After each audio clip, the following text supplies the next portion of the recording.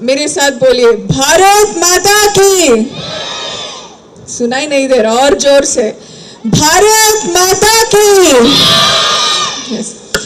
बहुत अच्छा लग रहा है आज यहाँ पर आके, और आप सबसे मिलके बस मैं ये कह सकती हूँ कि जिंदगी जीना आसान नहीं होता, बिना संघर्ष के महान नहीं होता। जब तक ना पड़े हथौड़े की चोट, पत्थर भी भगवान नहीं होता। और आज हम सब हिंदू सम्मेलन के लिए यहाँ पर इकट्ठा हुए हैं, तो मैं ये कह सकती हूँ कि हिंदू सम्मेलन का मुख्य उद्देश्य संस्कार, संयुक्ता, समय संवाद, परिवार एकता और भारतीय जीवन मूल्यों का पालन करना है। क्योंकि हम देख सकते हैं कि पैसा तो हर कोई कमा लेता है, लेकिन खुशनसीब वही होता है जो परिवार कमा लेता है। और यही नहीं, अगर जिंदगी एक सफर है तो परिवार उस सफर का सबसे सुंदर हमसफर होता है, ऐसे मैं कह सकती हूँ। और मैं ये प्रबलता के साथ कहती हूँ कि अगर जीवन में कुछ कीमती है तो वो है परिवार। सिर्फ एक साथ रहने का नाम नहीं, बल्कि एक दूसरे को समझने, संभालने और उसी प्रकार बिना शर्त के प्यार करने का नाम ही परिवार है। इसीलिए परिवार के प्रति जागरूकता बढ़ाना हम सबका कर्तव्य है। तो इसीलिए कहती हूँ कि जो दोस्त याद ना आए वो तन्हाई किस काम की, बिगड़े रिश्ते ना बने वो खुदाई किस काम की। बेशक अपनी मंजिल तक जाना है, पर जहां से अपने ना दिखाई दे वो ऊंचाई किस काम की। और आप जैसे कि हिंदू सम्मेलन का जो मुख्य उद्देश्य है वो है कि परिवार, जो हमारा जो परिवार है उसके प्रति हमें जागरूकता बढ़ाना चाहिए। और दूसरा मुख्य उद्देश्य है पर्यावरण की रक्षा करना। तो मैं आप सबसे ये कहती हूँ कि पर्यावरण की रक्षा करना किसी तपस्या से कम नहीं होता। और आप सब इस धरती के लाल हैं, तो आपको अपना कर्ज उतारना है और अपने कर्तव्यों का पालन करना है। सूखी हुई धरती को हरियाली में बदलना है और धरती माँ की गोद को सजाना है। तो आज हम सब ये प्रण कर ले कि हमें ये वचन लेना है और संकल्प करना है कि हमें एक हरा भरा संसार बनाना है, और उसी प्रकार पर्यावरण की रक्षा हमें करना चाहिए। क्योंकि धरती माँ की सेवा ही असली पूजा कहलाएगी, और हरियाली से ही जीवन का हर रंग भी निखर जाएगा, ऐसे मैं मानती हूँ। तो इसीलिए कहती हूँ कि आप सब लोग जीवन में पीपल के पत्तों की तरह मत बनो जो वक्त आने पर सूख जाते हैं, बनो तो मेहंदी के पत्तों की तरह जो खुद पिसकर भी दूसरों की जिंदगी में रंग भर देते हैं। और अभी हमने दो पॉइंट्स हैं हिंदू सम्मेलन के, वो समझे। पहला है परिवार और दूसरा है पर्यावरण की रक्षा। तो तीसरा चीज मैं आप सबसे ये कहना चाहती हूँ कि अधिकारों से पहले कर्तव्य का पालन करना हमारी सर्वोच्च प्राथमिकता और महत्वपूर्ण जिम्मेदारी है। क्योंकि अधिकार से ज्यादा कर्तव्य भी उतने ही जरूरी होते हैं, और राष्ट्रीय कर्तव्य हमारे लिए सर्वोपरि होना चाहिए, ऐसे मैं मानती हूँ। चाहे वो ट्रैफिक नियमों का पालन करना हो, या मतदान में भाग लेना हो, पर्यावरण की रक्षा करना हो, या उसी प्रकार संविधान का सम्मान करना हो, या शिक्षा को बढ़ावा देना हो। और उसी प्रकार हमें हमारे सार्वजनिक संपत्ति की रक्षा करनी चाहिए। तो ये सब हमारे पूर्वजों द्वारा हमें मिली विरासत है, जिसे हमें आगे बढ़ाना है। तो अगर आप इन सब चीजों को आप एक्सेप्ट करते हो तो एक बार जोरदार तालियां होनी चाहिए। और हमारा भारत देश वो देश है जिसमें प्रभु श्री राम की कृपा बरसती है। और हमारे देशवासियों का ये मानना है कि क्रोध को जिसने जीता है, जिनकी भार्य सीता है, जो भरत शत्रुघ्न के भ्राता है, जिनके चरणों में हनुमंत लाला है, ऐसे मर्यादा पुरुषोत्तम श्री राम के हम भक्त हैं, जो देश के लिए, देश की सेवा करना हमारा पहला कर्तव्य मानते हैं, और देश के लिए जान देना खेल मानते हैं। और अगर आप ये सब सही मानते हैं तो जोरदार तालियां होनी चाहिए।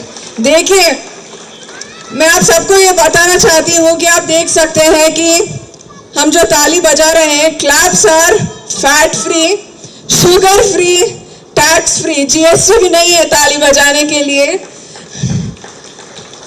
And of course it's improves your blood pressure, और आपको हेल्थ के लिए भी ये बहुत अच्छा है। तो always be clapping and smiling. तो एक बार जोरदार तालियां होनी चाहिए। हाँ, तो इसीलिए मैं आप सबसे बस ये कहती हूँ कि पाना है जो मुकाम, वो मुकाम अभी बाकी है। अभी तो आए जमीन पर, अभी आसमान की उड़ान बाकी है। अभी तो लोगों ने सुना है मेरा नाम, अब इस नाम की पहचान बनाना बाकी है। तो जब इस इरादे से मैंने सरजमीन पाकिस्तान में हमारा तिरंगा लहराया, कसम भारत माता की, ऐसा मजा मैंने कभी नहीं पाया।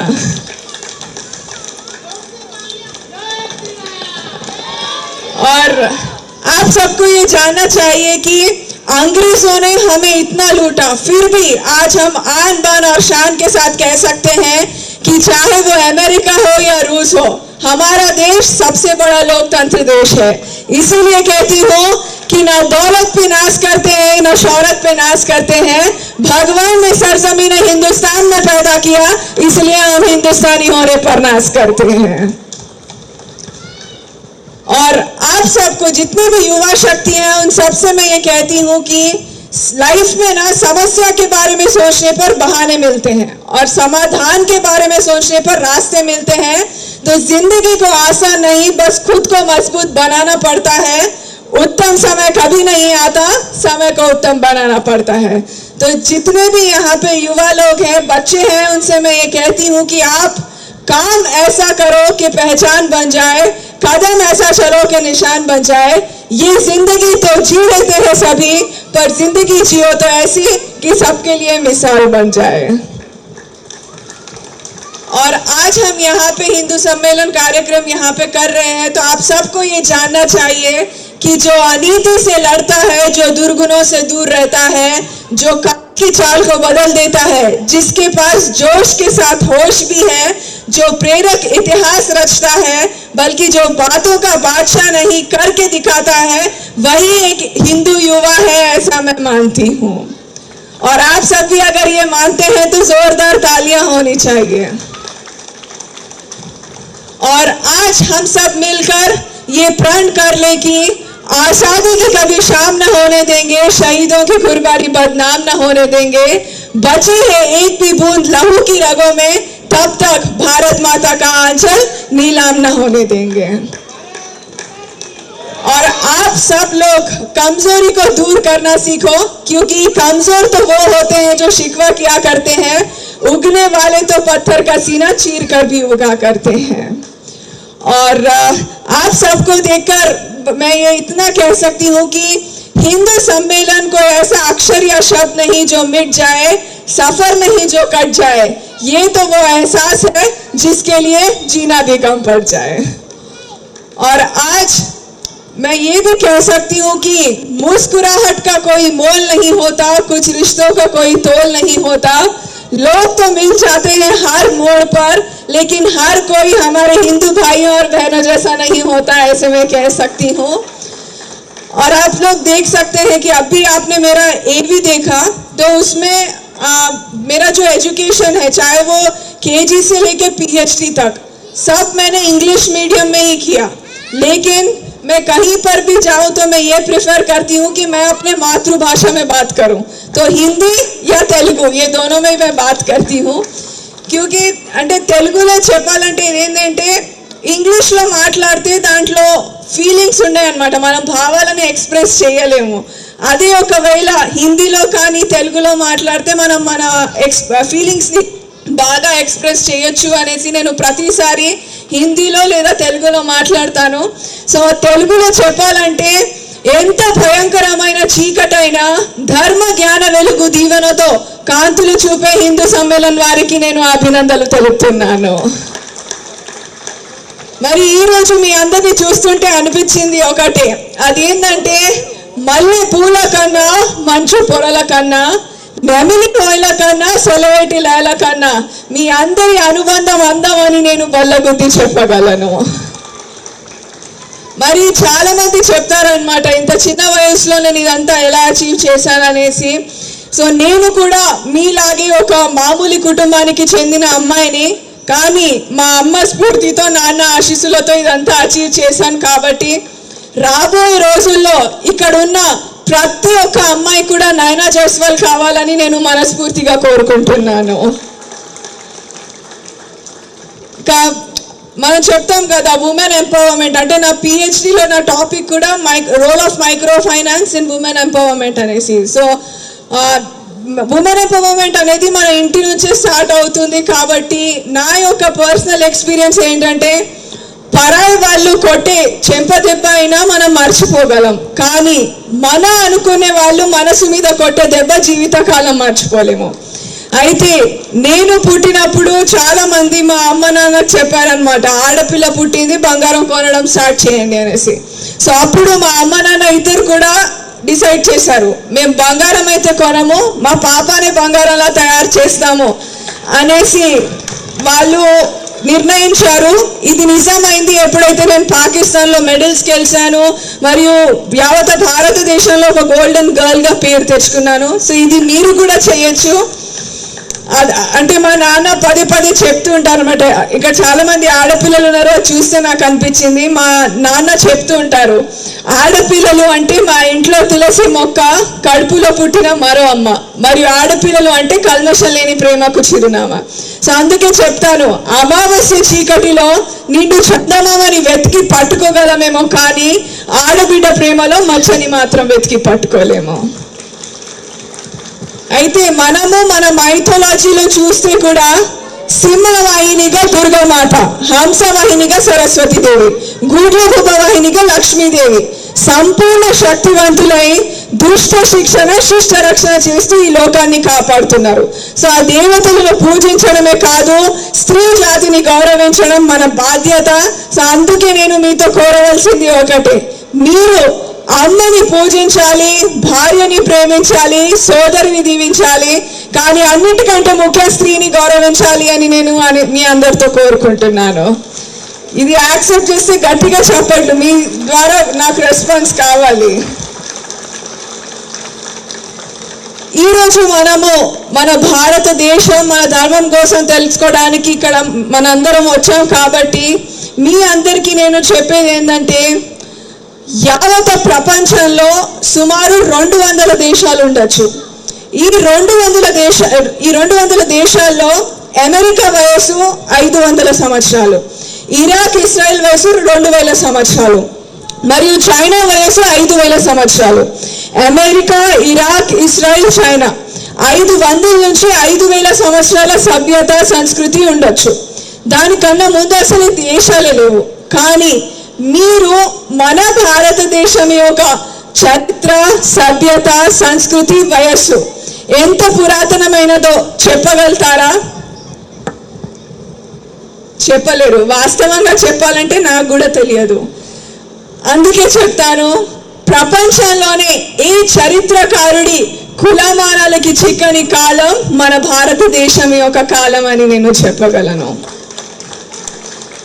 మరి అదే విధంగా మనం చూస్తే మనుషులకు చావు ఉంటుంది, కానీ దేశాలకు చావు అనేది ఉండదు. కానీ ప్రపంచంలో సుమారు 28 దేశాలు శాశ్వతంగా లేకపోయాయి. అవి కూడా ఆషమాషి దేశాలు కావు. ఓ నాటి పేరు ప్రతిష్ట ఉన్న దేశాలు కూడా మట్టిలో కలిసిపోయాయి. అలెగ్జాండర్ గ్రీక్ సామ్రాజ్యాన్ని ప్రపంచం అంతటా విస్తరించే లోపల తన దేశానికి వచ్చే ముందు చనిపోయాడు. అటువంటి గ్రీక్ దేశం ప్రపంచంలోనే లేదు. మరియు రోమ్ అనే దేశం ప్రపంచంలో లేదు. ఇంకోటి, మన ప్రపంచంలో చరిత్రగాంచిన దేశం ఈజిప్ట్. సో దాంట్లో కూడా మిగిలిన 2, కింద మమ్మీస్, పైన ఆకాశం. మరి ఈ 28 దేశాల సభ్యత, సంస్కృతి కాలగర్భంలో కలిసిపోయింది. అయినప్పటికీ మన దేశానికి ఎన్ని నష్ట కష్టాలు వచ్చినా మరియు ఎన్నిసార్లు ఆక్రమణలకు గురైనా, దండయాత్రలకు గురైనా, మన దేశ సభ్యత, సంస్కృతి చెదరలేదు. అదేవిధంగా షేకులు, హూరులు, బార్బరులు, డచ్ వాళ్ళు, పోర్తుగీస్ వాళ్ళు మరియు ఆంగ్లేయులు వాళ్ళు తలకై కింది పెట్టుకున్న, కాళ్ళు మీద చేసుకున్న మన దేశ సభ్యత, సంస్కృతిని ఏమి చేయలేకపోయారు. మరియు మనం చూస్తే 1857 నుంచి 1947 వరకు నానాసాహెబ్ పేష్వా, తాంత్యా తోపే, ఝాన్సీ లక్ష్మీబాయి మరియు 3,50,000 మంది ఊరి కంబాలను ముద్దు పెట్టుకున్న వీరుల దేశం మన భారతదేశం అని నేను గర్వంగా చెప్పగలను. మరియు అటువంటి మహానుభావులను కన్న తల్లి మన దేశం. సో ఇటువంటి దేశంలో పుట్టడం మన పూర్వజన్మ సుకృతంగా మనం అందరూ భావించాలి అనేసి నేను అందరితో కోరుకుంటున్నాను. ఇది నిజమైతే ఒక్కసారి గట్టిగా చప్పట్లు కొట్టాలి. మరి ఇక్కడ చాలా మంది మదర్స్ అమ్మలు కూడా చాలా మంది ఇక్కడ కూర్చున్నారు. అయితే నేను చెప్పేది ఏంటంటే, ఎందరో మాతృమూర్తులు రక్తాశులు చిందిస్తూ దేశ రక్షణ కోసం తనయులను సాగపంపారు. అటువంటి మాతృమూర్తులు చేసిన బలిదానాన్ని మనము ఎల్లప్పుడూ మర్చిపోలేము. మనం చూస్తే విద్యావతి, పార్వతీబాయి, రల్లిదేవి, జగరాణిబాయి, జగవంతిబాయి మరియు జీజాబాయి లాంటి మాతృమూర్తులు శోకంతో కాదు గర్వంతో నవభారత నిర్మాణానికి పునాది వేశారు. సో అందుకే చెప్తాను, యావత బ్రహ్మాండంలో అమ్మకు మించిన మరియు ఆత్మకు మించిన దైవం లేదు లేదు లేదు. దేవుడు ఎక్కడో కాదు, నిన్ను కన్నా అమ్మ రూపంలో నిన్ను కాపాడుతూ నీ వెంటనే అమ్మ రూపంలో ఉంటాడు.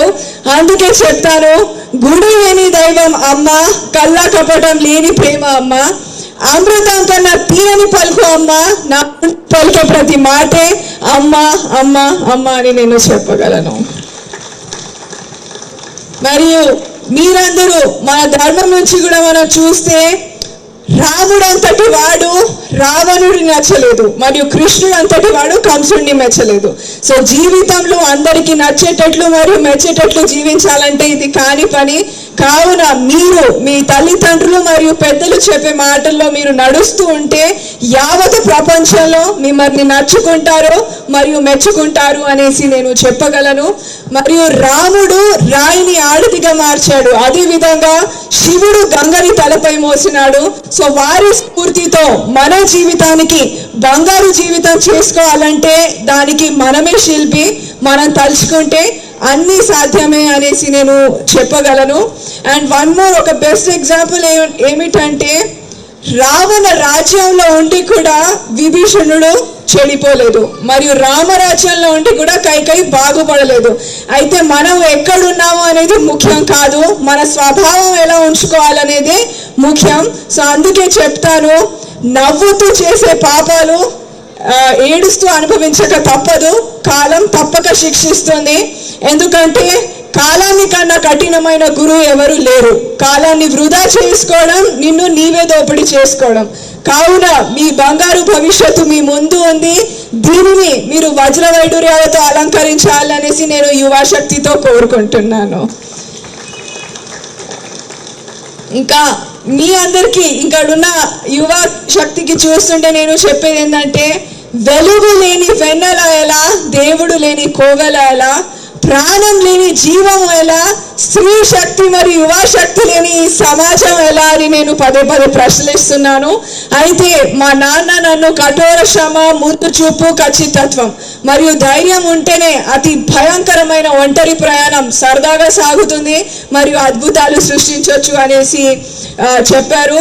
సో ఫైనలీ నేను చెప్పేది ఒకటే, అదేంటంటే నిన్నటి కంటే రేపు బాగుండాలి, రోజును మించి రోజు సాగాలి, దిగులు నీడలు తాకకుండా ఉండాలి, జీవితం ఆనందమయంగా ఉండాలి, మీరందరూ బాగుండాలి, అందులో నేనుండాలి అని కోరుకుంటూ ఈరోజు నాకు ఇక్కడికి ఇన్వైట్ చేసిన హిందూ సమ్మేళన్ వారికి అందరికీ, నరసింహ గారికి మరియు వేదిక మీద ఉన్న ప్రభుదత్త గారికి, అమర్లింగయ్య గారికి అందరికీ పేరు పేరున ధన్యవాదాలు తెలుపుతూ, ప్రెస్ మీడియాకి కూడా ధన్యవాదాలు తెలుపుతూ నేను సెలవు తీసుకుంటున్నాను.